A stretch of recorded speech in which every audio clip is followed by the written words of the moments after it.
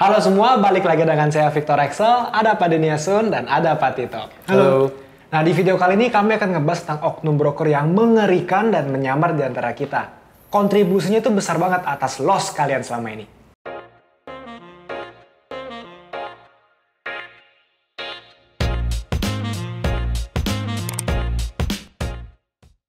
Nah, Pak Tito, di video sebelumnya kan udah ngomong nih tentang oknum broker ini ya, Pak ya? Itu siapa sih, Pak? Banyak itu mah, nggak usah jauh-jauh. Yang sekarang nyalahgunain nama Traders Family aja banyak kan. Bikin grup chat Telegram, lalu pakai nama Traders Family lah, pakai nama John Paul lah, pakai nama saya aja ada. Iya, Excel aja ada. Iya, Pak. Pakai nama Excel aja ada. Ya, lalu janji-janjiin fix income lah, himpun dana lah, mopit lah, saya nggak tahu apa itu mopit tuh. Kalian hati-hati ya. Traders Family itu nggak punya satupun akun Telegram ataupun yang program-program titip dana kayak begitu, so hati-hati. Dan tapi kenapa mereka orang-orang kayak gini tuh bisa ada? Basically karena industri forex adalah industri yang sangat besar. Kan dalam semua industri bisnis pasti ada oknum, pasti. Kan semakin besar industrinya, semakin banyak oknumnya. Kan makanya kita kalau masuk industri ini mesti benar-benar ngerti industri itu seperti apa. Oke, tadi saya sempat bilang kan, industri ini adalah industri yang besar. Seberapa besar sih? Transaksi rata-rata di harian di forex itu mencapai 5 triliun US dollar. Ya kan? Ini rata-rata harian nih. Ya kan? Ini udah transaksi trading terbesar dibanding dengan apapun juga. Oke? Nah, ini datangnya dari mana? Ya kan? Siapa yang bertransaksi sebesar ini? Oke, so simple pertanyaannya, siapa yang menggerakkan market? Bank. Ya kan? Bahwa transaksi sebesar ini datangnya pasti dari bank. Tapi bank menerima transaksi dari siapa? Terbesar, bank terima itu dari hedge fund, ya kan? Lalu bank terima transaksi lagi dari mana? Dari exchange. Bahwa mereka lah penggerak market yang sebenarnya bahwa transaksi yang ini nih, yang 5 triliun US dollar, ini datangnya cuma dari sini aja nih.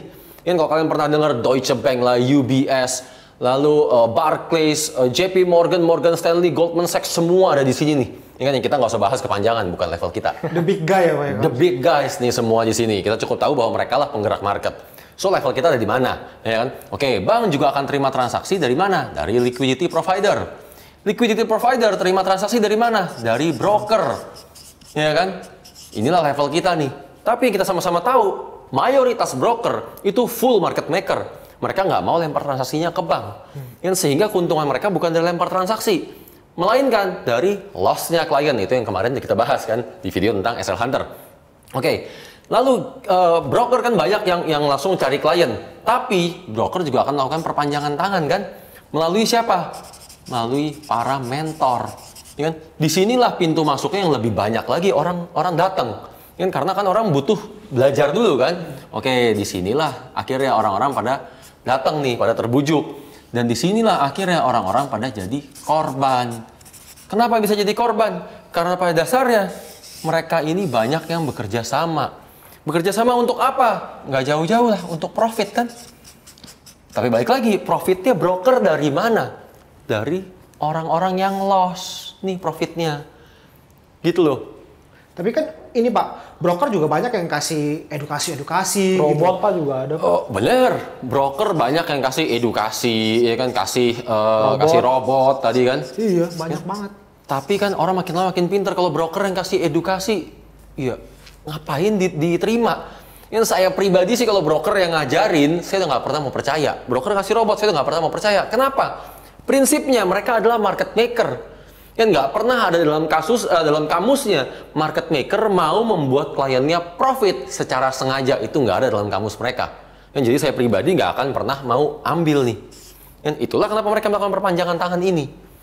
Lalu bagaimana akhirnya ini bisa makan korban banyak banget.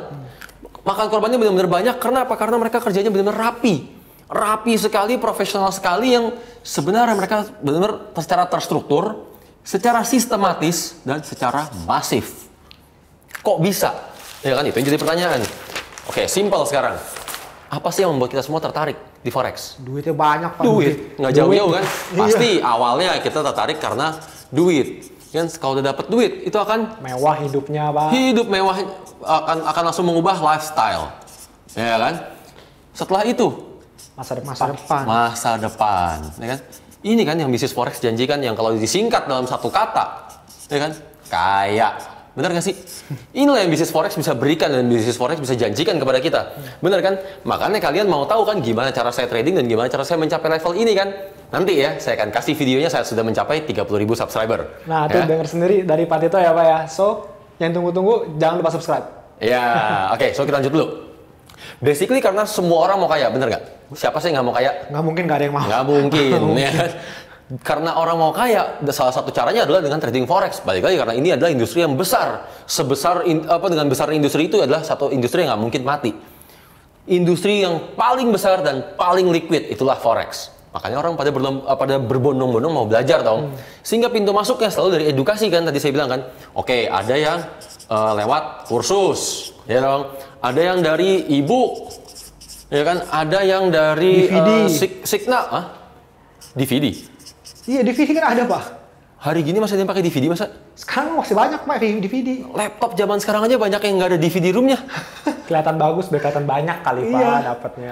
Biar kelihatan banyak dapetnya, ya bisa jadi juga. Iya. Oke lah, DVD. Ya kan? Lalu robot.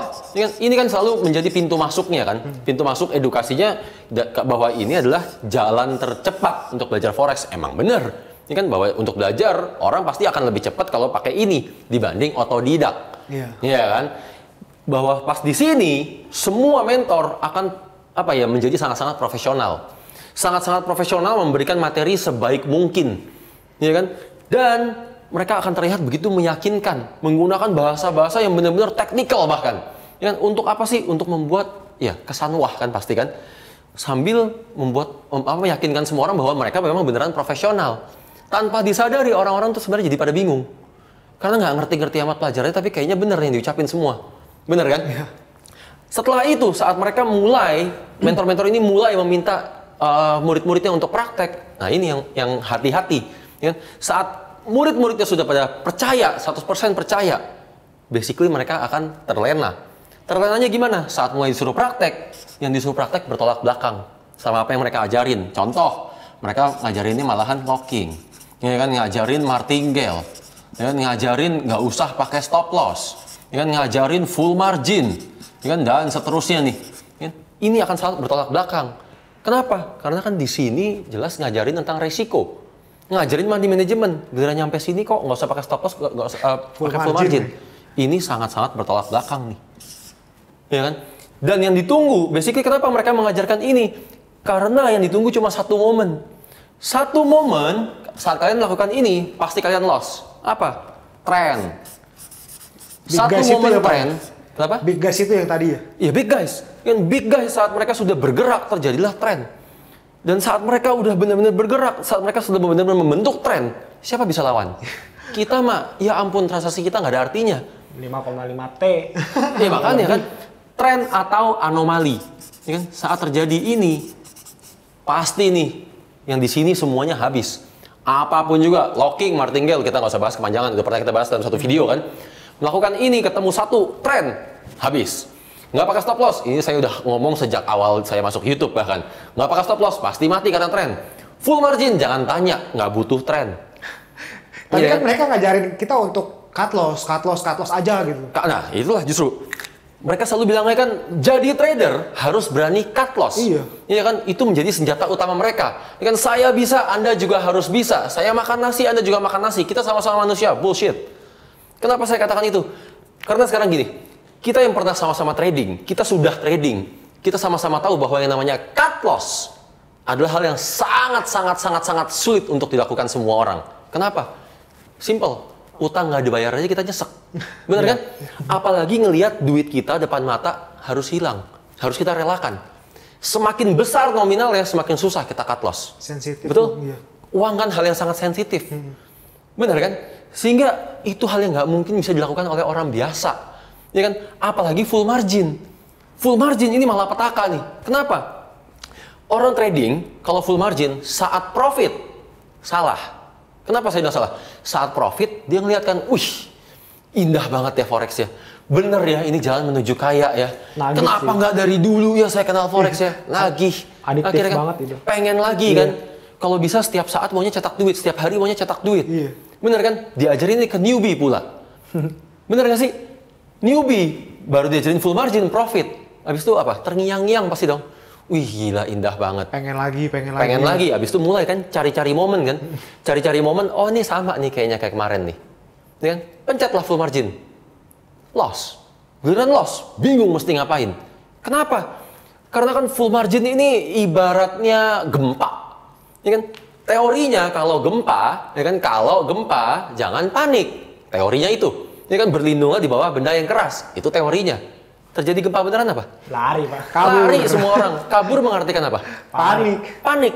Ini kan bayangin full margin sama nggak sama gempa? Kita klik full margin, harganya berlawanan. Panik dong. Terus dibilang, harus berani cut loss. Baru mau cut loss, harganya sempat balik. Sempat naik lagi misalkan. Nggak jadi dong cut loss kan. Timbul harapan. Bener kan? Saat timbul harapan, turun lebih dalam. Makin panik lagi. Bener kan? Itu perasaan kita tuh kayak diombang-ambing dan makin nggak menentu. Makin kita blank, nggak tahu mesti ngapain. Apalagi balik lagi nih, duit depan mata, hilang. Nggak mungkin. Gimana bisa cut loss? Nggak Bener mungkin kan? sih, Pak. Dan setelah itu kan orang akan selalu berpikir, setelah loss lah, setelah ludes semuanya, akan selalu berpikir, oh harusnya bisa ya. Waktu itu saya pernah profit karena begini. Waktu itu saya pernah profit karena begitu. Dan yang ini saya loss cuma karena ini, karena itu. Dan harusnya bisa nih begini. Bahwa kalian terfokus dengan transaksi terakhir kalian yang membuat loss. Benar kan? Padahal tanpa kalian sadarin, sudah salah sejak pertama saat kalian nggak menggunakan stop loss. Sudah salah sejak pertama saat kalian full margin. Itu kalian nggak sadar. Yang bahwa stop loss intinya ini biang keroknya nih. Intinya adalah ini biang keroknya. Hanya karena satu ini. Yang bahwa semestinya sejak pertama gunakanlah stop loss. Simple sekarang. Kalau orang bilang stop loss nggak penting, oke. Kalau kita pernah jatuh dari motor, lalu kepala kita berdarah, ya kan bocor lah kepala kita. Apakah berikutnya kita akan mengatakan ke anak-anak kita, nggak apa-apa naik motor jatuh aja, paling cuma berdarah, paling cuma bocor, paling cuma mati. Ya kan setelah itu baru akan belajar, udah mati. Apa yang mau dipelajari? Bener nggak? Ya kan, itu kan konyol. Kan? Atau kita akan mengatakan, berhubung kita pernah jatuh, kita akan mengatakan ke anak kita, biasakan pakai helm. Bener gak sih? Kalau kita tahu bahwa cut loss adalah hal yang sangat sulit untuk dilakukan, iya kan? Dan berujung pada margin call, ya ajarin dong orang pakai stop loss sejak pertama. Bener kan? Bahwa yang namanya profesional, orang semakin profesional pasti semakin memikirkan safety. Itu pasti. Semakin profesional, semakin safety. Lihat, bandingkan pembalap yang profesional. Safety-nya kayak apa? Benar nggak sih? Sejak pertama mereka diajarin safety duluan. Bukan gas dulu. Bandingkan dengan pembalap liar. Boro-boro. Benar kan? Nggak pakai helm. Tapi yang menjadi aneh adalah saat di sini ngajarinnya profesional. Ya kan? Perhatikan money management. Perhatikan resiko ini. Giliran suruh orang terjun ke lapangan. Yang disuruh gaya balap liar. Dan itu yang menjadi aneh kan? Ini menjadi bertolak belakang kan? Tapi kalian semua sudah terhipnotis semuanya. Makanya sejak zaman TF Campus saya selalu bilang, biasakanlah menggunakan stop loss. Gunakanlah stop loss sejak awal. Gunanya apa sih? Manfaat dari stop loss itu apa sih? Bukan biar kita loss, bukan. Anda dari awal menggunakan stop loss itu tujuannya untuk benar-benar mengenal market, mengenal industri forex, bahwa inilah yang namanya forex, bahwa namanya forex itu bisa untung bisa rugi, kan, bahwa semua itu ada probabilitas untuk loss. Dan saat kita sudah mengenal itu, sudah terbiasa bahwa oh ini toh stop loss karena memang ada probabilitas untuk loss, sekali dua kali dan seterusnya, kita mulai bisa akhirnya sadar kita melek, bukan cuma ngarep untungnya doang karena mau menuju cepat kaya, ya kan? Kita udah membiasakan diri akan itu, baru kita pasti bisa cut loss secara manual. Karena kita bisa sudah mengenal industrinya. Bahwa ini industri yang bisa loss. Karena ini adalah perdagangan, ini adalah trading. Nggak mungkin semua 100% profit. Itu loh, jangan prosesnya dibolak-balik. Ya kan, kalau mereka membolak-balik proses ini, bahwa dari awal langsung ngajarinnya cut loss, itu hanya mengartikan dua hal. Ya kan?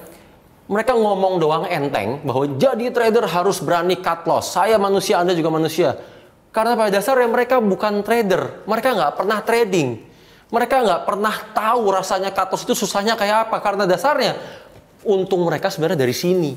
Income mereka dari sini. Bukan trader. Tapi gini Pak, masalahnya mereka juga ada portfolio. Jelas gitu, dikasih lihat dulu Pak Dan portofolionya. itu yang kedua. Kan? Itu tadi yang pertama kan saya bilang kan. Yang kedua yang justru jauh lebih parah. Apa yang jauh lebih parah? Bahwa mereka memang benar-benar real trader. Mereka melalui proses itu, mereka tahu persis bahwa cut loss itu susah dilakukan. Nggak bisa dilakukan orang pada umumnya. Mau udah bertahun-tahun trading sekalipun. Apalagi pemula. Kan? Bahwa mereka melalui proses sebagai trader, awalnya juga melakukan stop loss. Setelah terbiasa, baru mereka bisa cut loss. Ya kan? Tapi, kenapa sengaja dilakukan? Ini. Karena mereka bekerja sama dengan broker, mereka memihak ke broker. Itu yang menjadi masalah. Karena mereka menciptakan masalah-masalah secara sengaja biar orang jadinya bergantung kepada mereka. Itu yang parah. Ya kan? Dan Gimana live trading apa ya? waduh, nah itu live trading. Ya kan? Live trading ini udah makin parah lagi. Iya, ngajarin full margin, no stop. Kan udah live trading, ngajarin full margin, bener. Kan? Karena orang saat dikasih live trading, diajakin live trading, ketemu satu momen live trading, profit, ketagihan. Iya. Bener kan? Bukan cuma ketagihan, sebenarnya jadi makin bergantung. Ya kan? Dengan pemikiran bahwa kalau live trading adalah momen kita bisa untung besar dalam sekejap. Bener nggak? Dikasih sinyal sama mentornya, yang ngasih sinyal mentor. Mentornya yang ngasih sinyal, nggak tanggung-tanggung dong. Bahwa momen itu saat diajakin live trading, dikasih signal sama si mentor tersebut, sebenarnya membuat apa sih? Membuat kalian semua menjadi overconfidence. Membuat kalian semua jadi mengabaikan resiko. Ya kan? Dan saat kalian mengabaikan resiko, terjadi tren, terjadi gempa, dan seterusnya. Habis kalian semua. TSM lagi nih Pak. Iya bahwa sebenarnya kan ini kan terstruktur, benar kan? Yang saya bilang ini kan terstruktur, sistematis, masif. Bahwa sebenarnya saat diajakin seperti ini pembantaian massal. Pembantaian massal versinya mentor, versi yang lebih elit. Tapi itu loh. Kok tega ya mereka ya? Ya itu yang saya nggak habis pikir. Kan banyak dari orang-orang itu benar-benar datang untuk belajar, ya kan? Dan benar-benar banyak dari mereka yang benar-benar membutuhkan pertolongan untuk memulihkan perekonomian mereka. Malah dijerumusin, dijorokin ke jurang. Ini kan didorong ke jurang namanya. Dan itu saya nggak habis pikir. Disengaja banget ya. Ya itu parah udah. Nah Pak, Gitu. ini udah kejadian nih Pak yang ini. Ya. Ini kita cara tahu pertama kali nih serigala berbulu domba itu gimana Pak? Simple. Pertama kali lihat aja materi pembelajarannya. Yang diajarin pakai stop loss atau enggak? Diajarin nggak cara pakai stop loss sejak pertama? Kalau nggak diajarin, nggak usah belajar. Sesimpel itu. Yang kedua sekarang, yang lebih penting adalah jangan terpaku pada mentornya. Jangan hanya lihat mentornya. Karena kalau cuma lihat mentornya kan, mentornya hidupnya enak. Mentornya hidupnya mewah. Ya kan, dia bener ya dari trading begini-begini dengan segala image yang dibentuk kan. Otomatis lah orang terlena. Ya kan? Sekarang gini, kita orang forex kan, kita semua trading forex, benar kan? Untuk kita menilai sebuah negara itu bagus atau enggak, kuat atau enggak, dari mana? Untuk kita menentukan bahwa kita mau invest di mata uang negara tersebut, dari mana? Salah satunya dengan melihat negara tersebut maju atau enggak, benar? Negara tersebut maju atau enggak ditentukan oleh perekonomian dari negara tersebut, benar? Perekonomian dari negara tersebut salah satunya ditentukan oleh rakyatnya, kesejahteraan rakyatnya, benar kan? Jadi saat kita mau memilih mentor, jangan hanya terpaku melihat mentornya. Ini akan membuat kita terlena. Kita dibutakan semuanya. Tapi lihatlah pertama, perusahaannya. Ya kan? Perusahaannya maju atau enggak? Perusahaannya berkembang atau enggak? Perusahaannya benar besar atau enggak? Kalau dia kaya raya karena trading, pasti ini besar. Iya. Ya kan? Kedua, lihat karyawannya. Sejahtera apa enggak juga ya Pak? Sejahtera atau enggak? Ini kan rakyatnya. Iya kan? Kalau karyawannya aja nggak sejahtera, ya kan? Apa yang membuat kalian semua berpikir bahwa mentor tersebut akan membuat kalian sejahtera? Bener kan? Yang sejahtera mentornya doang, karyawannya enggak, kan aneh. Nggak diajarin sama mentor. Berarti nggak diajarin apa-apa kan? Yang berarti karyawannya aja nggak dibuat pinter. Bener kan? Yang pinter mentornya doang kan? Apa yang membuat kalian berpikir bahwa kalian akan dibuat pinter? Karena kan karyawannya ini adalah orang-orang terdekatnya. Mereka yang turut membantu berkontribusi besar membuat mentor tersebut menjadi sukses, menjadi kaya. Benar kan? Bahwa dimanapun, di mana-mana yang namanya orang sukses, di balik orang sukses, pasti ada perusahaan yang maju. Di balik perusahaan yang maju, pasti ada tim yang hebat. Benar? Dan kalau tim hebat, tim yang kompeten, pasti sejahtera. Simple kan? Itu jangan terlena di sini. Ya kan? Lagi-lagi bertolak belakang. Benar? Iya. Nah, Bahwa yang namanya mentor, tujuan utamanya itu kan pasti maunya orang jadi mandiri. Seharusnya. Benar kan? Seharusnya. Perhatikan aja di sini nanti nih. Ajaran awalnya seakan-akan mau bikin kita jadi mandiri. Benar? Tapi sering dengan berjalannya waktu, kan saat kita sudah mulai yakin tadi kan, sudah mulai ternyata arahnya ke sini nih. Benar? Toto habis ini putar balik, belok ke sini. Dan apa? Diputar balikinnya kemana? Ya tadi ke jurang. Kan? Yang tadi nih locking lah, martingale lah, nggak pakai stop loss lah, ini si biang kerok nih, ya kan? Full margin lah, semua arahnya ke sini, ya kan? Nah, basically salah nggak sih? Ya salah jelas. Saat mereka ngasih edukasi, saat mengarah ke mandiri, terima pelajarannya, petik semua pelajarannya. Tapi saat sudah mengarah ke sini, jangan ikutin. Jangan nurut-nurut aja percaya 100%. Ya kan? Dan yang buat itu semua kenapa? Karena kaliannya sendiri dasarnya nggak mau mandiri. Jadi selama kalian nggak mau mandiri, nggak mau berubah, nggak mau benar-benar belajar, sampai kapanpun, kalian akan selalu menjadi korban. Yang korbannya siapa? Korbannya mentor. Karena sesungguhnya kalau kalian perhatikan mereka, mayoritas dari mereka bukanlah mentor. Nggak lain, nggak bukan. Mereka adalah sales. Mereka adalah professional sales. Sales gitu, Pak? Sales gitu loh. Iya benar kan? Makanya mereka akan selalu menciptakan masalah-masalah biar jadinya kalian bergantung. Saat kalian bergantung, ini kan produknya mereka. Ini kalau robot itu termasuk nggak sih, Pak? Sama aja robot kita ngomong. Oke, ini kita ngomong robot nih. Iya. Ya kan? Kita nalar aja lah. Kita nalar aja. Orang bilang robotnya bisa profit 2-3% sehari. Iya kan? Orang ini sudah menjadi kaya raya. Betul? Kenapa nggak kekayaannya aja yang dipakai untuk robotnya? Dorong semua, nggak usah semuanya deh, setengahnya. Setengahnya didorong menggunakan robot tersebut. Dalam 1 tahun itu paling nggak bisa 1000% dong, kalau 2-3% sehari. Karena yakin kan sama Bener kan? robotnya.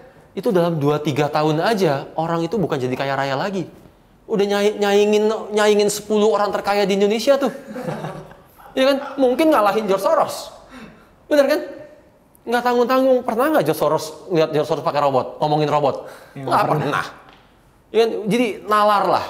Ya kan? Bahwa bagi mereka ini semua adalah bisnis. Dan bisnis mereka adalah ya dengan mengedukasi. Bagian itu nggak ada yang bagian itu nggak salah. Bagian saat mengedukasi. Yang menjadi masalah adalah saat mereka menjerumuskan orang ke jurang. Ya kan? Tapi bagi mereka itu adalah bisnis.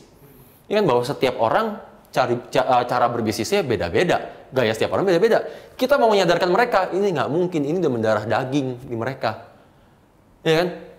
Kalian yang juga harus sadar. Dan kalian yang harus benar-benar mau mandiri. Kalau memang benar-benar mau menjadi seorang trader. Gitu loh. Nah, tapi zaman sekarang tuh ada banyak, Pak. Kayak brand ambassador, Iya, influencer. Itu kan balik lagi sekarang mau bilang brand ambassador, influencer, bahkan YouTuber sekalipun. Iya. Selama mereka mengedukasi, itu nggak ada masalah. Bahwa itulah bisnisnya mereka. Ya kan? Tapi kalau mereka sudah mulai mengarahkan ke sini, mengarahkan ke jurang, ya nggak usah didengar.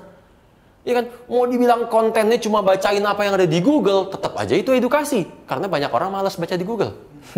Bener kan? Tetap Iya, aja betul, bermanfaat. Bener kan? Jadi ya itu hanya bisnis. Cuma tinggal arahnya kemana. Saat sudah mengarah ke jurang, jangan diikutin. Rokok. Udah terang-terang di bungkusnya aja ditulis, rokok membunuhmu. Tetap aja dijual kan? Bisnis. Laku lagi. Laku semua baliknya tergantung orangnya kan.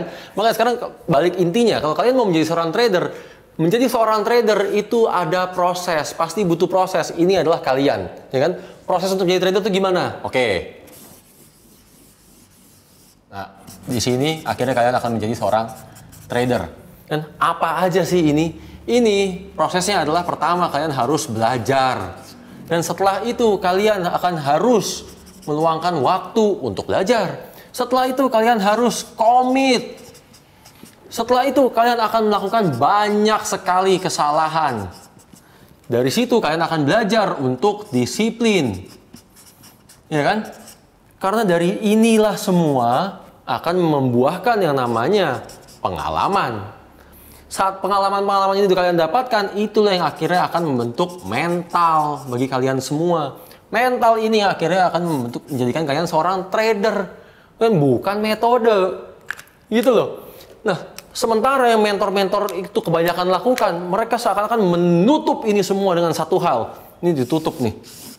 Udah, seakan-akan ini semua selesai dengan sendirinya, atau bahkan nggak butuh, selesai dengan satu, yaitu jalan pintas, shortcut, ya kan?